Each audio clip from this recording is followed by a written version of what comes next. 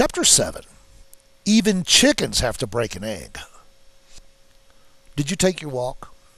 If not, that's okay, because I'm going to tell you about a walk that I took not too long ago. The walk I took that started a brand new life. A new life of being led by what I call, for lack of a better word, the Spirit. You see, I'm a crackhead. Or at least I was.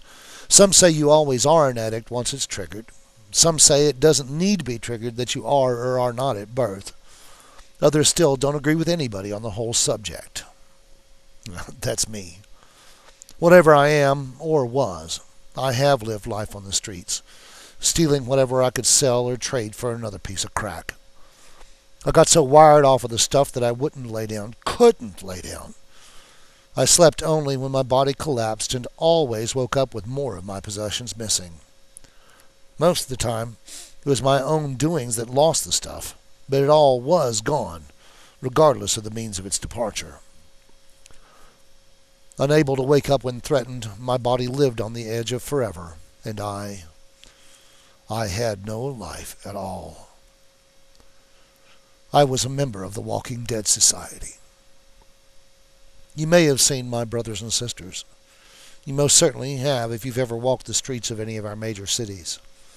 They hang out on street corners and alleyways, sleep under the highway or in the bushes behind your office. They might even have a place in your neighborhood where they smoke their rock and run their skag. A place from which you keep your children, and you stay away yourself, especially after dark. Well, that's the kind of place I called home, as with everyone that walks that path. It is a path of ultimate darkness, of loss of light. It is a place where the only dreams are nightmares, and your dreams come true. It is filled with sorrow and pain, anger and hate. It is a world from which few return, and none return unscathed. Everyone who has been there carries scars that will be with them forever. Even I. How much can you stand to carry? You've done things that you regret that caused pain for another as surely as I. How much weight will you bear of the burdens of improper actions before your soul begins to collapse? These are questions that cannot be answered by any other than old Father Time, provided you have the patience to survive. Patience. Now there's a word that could stand revision or outright discharge from our vocabularies. It means the ability to wait for an outcome or event. Wouldn't that best be described as an act of faith? What could possibly happen if we were to change only that one word? I'm patient becomes I have faith. Wait and see becomes trust in time. Believe. Believe that there is something different. But what is that difference to be? How is it going to express itself? Who knows? I don't, but if you believe in a power greater than yourself, you know who or what does.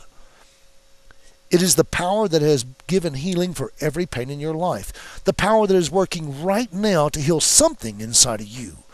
Working, working, working, always working. Always working, but always making strength where there was weakness. Taking unpleasant expectations, forging them in the fire of pain, fed by the bellows of relationship, and waiting for a kneeling to occur. Waiting. It always takes time, and always, always at the end there is healing and release. You walk taller, and everything around you shines a bit more brightly. Kind of like you felt after you took your walk, if you did. The energy of faith penetrated your awareness and left a subtle change behind. The blues are bluer, the whites whiter. And all around you the world seems to be more real. Things look different because you see them differently. Another energy has been allowed free rein in your life, if only for an hour, and like God in Genesis, you saw the world was good. Maybe one day I will know. But the questioning only reinforced my fallibility. My brain couldn't find a solution, so I froze in a deadly cycle of pain and deceit, a cycle that destroyed all hope and left me worth less than nothing. All around me were the traces of my passage. They were written in the tears of those who knew me before and those who believed in me after. They had faith that seemed to be unfulfilled, and worse, faith that was betrayed. But was it really? My mother had faith in me. She believed that I would walk, and I did. She believed that I would talk, and I spoke. She believed that I had some great good to share with the world as well. The verdict is still out on that one as far as the world is concerned, but I know. Maybe you'll believe in me too by the time we're through.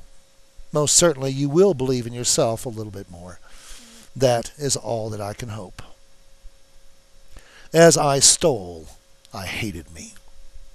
I hated the drugs and the things I did for them. I knew that the deeds laid at my feet would be more than sufficient to get me doomed to an eternity in hell or whatever comes next, and I cared.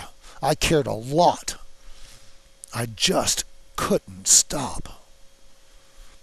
Or so I believed. I believed, and it was so. The more I did, the farther I progressed to the point of no return. The closer I got to the breaking point, the point where the spirit is gone, along with all hope for being of some good to the world. All I wanted was to be happy, but I just couldn't see that then. That is, until I came to the end of my rope.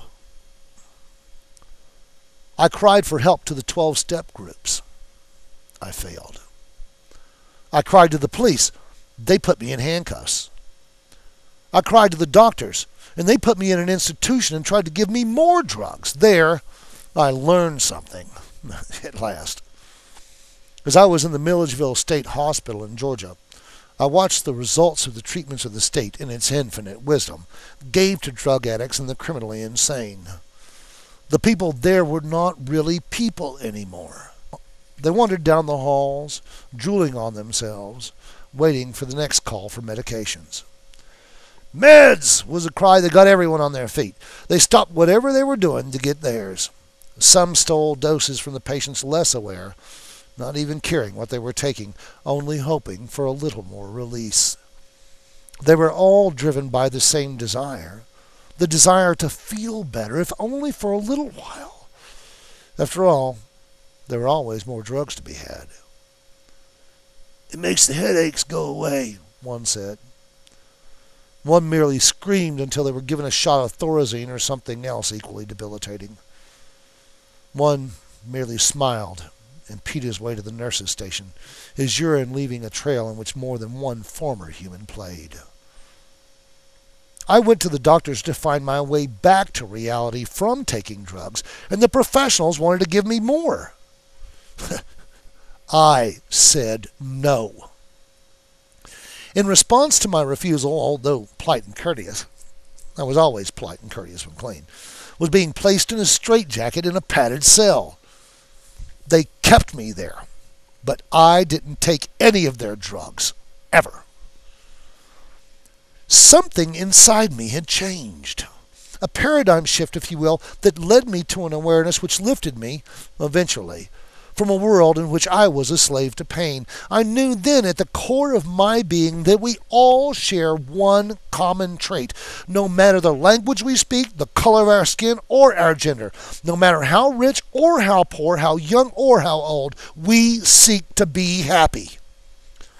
The paths we take differ, no doubt, but the manner of finding the path is the same.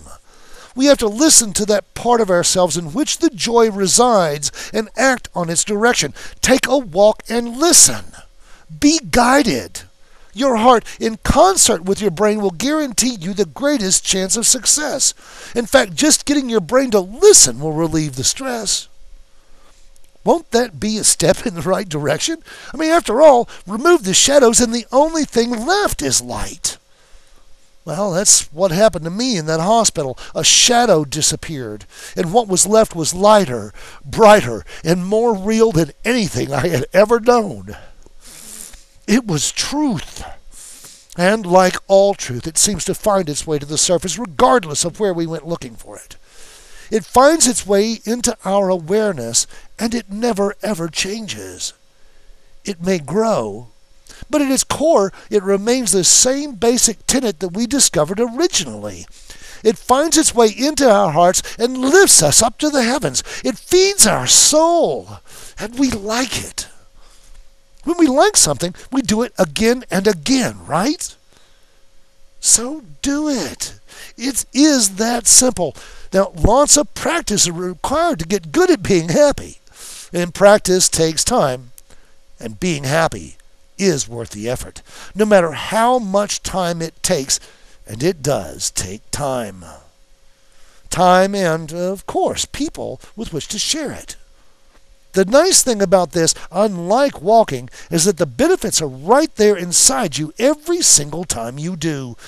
Quicker than yoga, and a lot more tangible.